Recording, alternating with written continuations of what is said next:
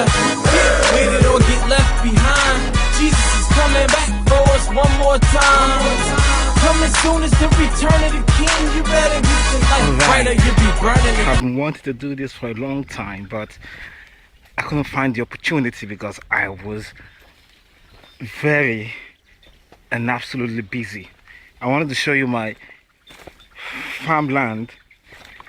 It's about 1 acre, and right now I have corn on it of different variety though, and have some that are already tasseling and some are already produced ears, while others are waiting to have ears on them. Beneath the corn I also have cassava because I went for what they call intercropping. So between each corn it's about 100 centimeter, and there is a cassava at the middle of it, and it wasn't easy, and I'm so thankful to God for the success I've had here so far. My first challenge was cutting down the bush. It was a real forest. There were trees everywhere, grasses everywhere, and it was so profuse and dense that you could not even get in easily. So I took a few persons the first day, cut down some trees, and then I ran out of funds. I decided to do it myself. You can still see some of the trees lying on the ground because I couldn't find somebody to cut and take them away to use them as fuel. But I was able to take some of the wood out, put it at the boundaries of the farm, and right now I have something that is close to a clear farm, and it's real work. I've dedicated so much time and energy to this, and the part that almost broke my heart was the period I was infected with armyworm. Whoa. All the research I did about planting, I did not research pests and diseases. That was a mistake I made. And when I discovered I had some worm eating right into the crops and my plants were dying out and I was losing, oh, it broke my heart. I will tell you, it truly broke my heart. So I went to the chemical shop, got some chemicals and started spraying. On a single work day I would spray the whole farm, I would weed, and I would also plant. It was hectic. It was real serious work. This is the part I did, the last part I did, and the corn are still near her. They're still very little, and I have these things all over the farm. I don't know what they are. Ladybirds. I've never really had trouble dealing with weeds because at every point I'm working, everywhere I am, I always take out weeds with my hands, pick them with my hands. So I love it this way. It makes the work slow, but makes the farm neat for me. All right, you can see some of this maize did not really grow as I would expect them to grow, but it was because of the pest infestation, and the growth time was shortened, and now they're already tasseling and producing ears, and there's nothing I can do about that. I just hope the ears are attractive enough to attract a good market. And this is the end. This is the boundary of my farm. At the boundary of my farm I placed some bananas, and this region of the farm you're seeing right now would be for sale when the ears are ready, and I hope to make good profit for me. This is real work for me. I've done this alone. Once my mom came to help, I've had real support from the Holy Spirit too. You know, He has been a great support to me. strengthening me, telling me you can do it, you can do it, you can do it, you can do it. You know, each time I want to give up, and he just tells me, strengthen yourself, you can do it. And I'm standing right at the boundary of the native breed, native variety to the improved variety. You can see the improved variety I've already tasseled, and they have ears on them. They have ears on them already. But the native breed still growing very tall. I don't know where they're growing to. Maybe they want to reach up to the heavens. Like Nimrod and his cohorts. And you see, there's a pest infestation here by armyworm. I'll have to spray it in a second. And I just hope the ears are not infected too. I don't know if you have any information about if armyworm affects the ears. Please, you can just let me know so that I can, you know, pay some attention to them. And there's an unusual maize I have in the farm.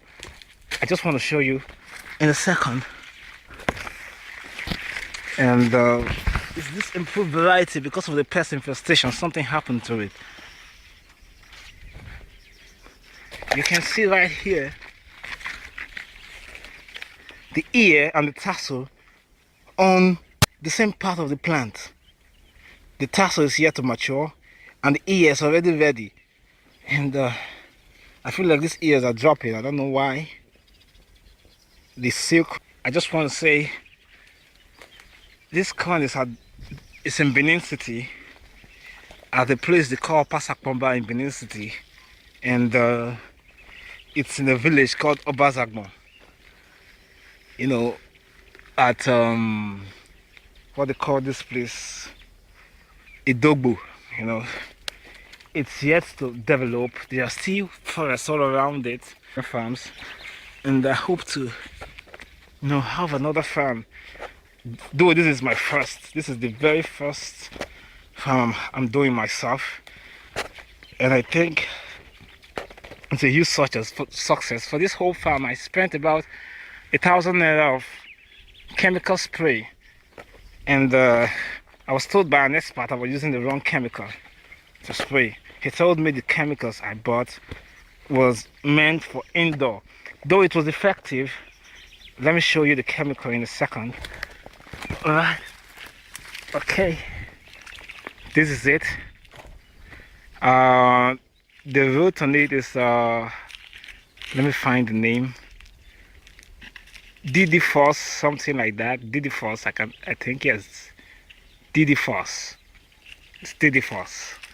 And I've already mixed some inside here, and this is the spray I use. I could not get enough money to buy a knapsack sprayer, so I made use of something like this. It's really time consuming to go around the farm. You know, up there, up on the hill there are several farms there devastated by armyworms. The farmers did not bother to spray because they told me the rainy season is going to come and take it away.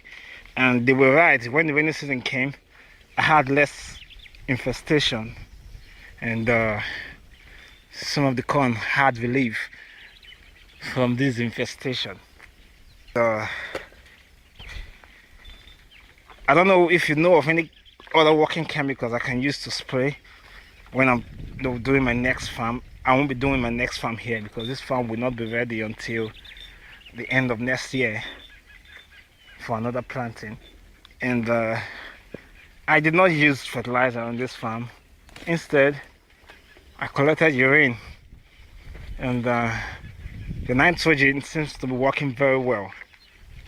At the other end of the farm, I applied urine, which contains urea. You know, urea is a very good fertilizer. So, if you're a Nigerian youth, and lastly, what I will tell you here is, if I can turn the camera to myself, because my name is Michael. I graduated from the University of Benin with a 2-1 in biochemistry. I couldn't wait all my life for that dream job to come.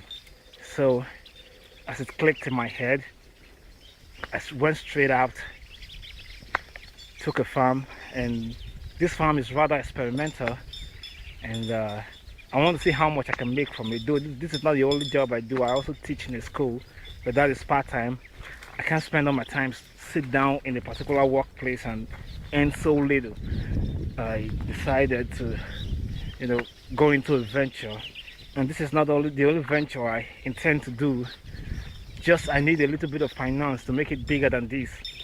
I have this intention to create a farm on which I will plant maize 3 times a year with irrigation and more improved farming methods.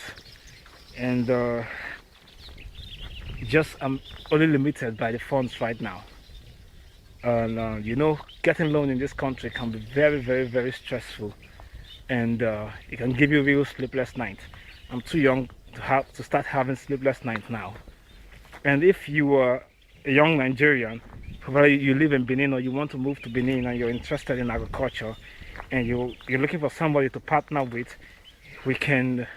I'm open to partnership. We can get large farm, get a source of irrigation, start real farming, and become the biggest maize producer in the country. I hope to be that on the plant. And that will be it. For all those of you that want to contact me, I'll drop my number at the end of this video. And cheers, have a nice day.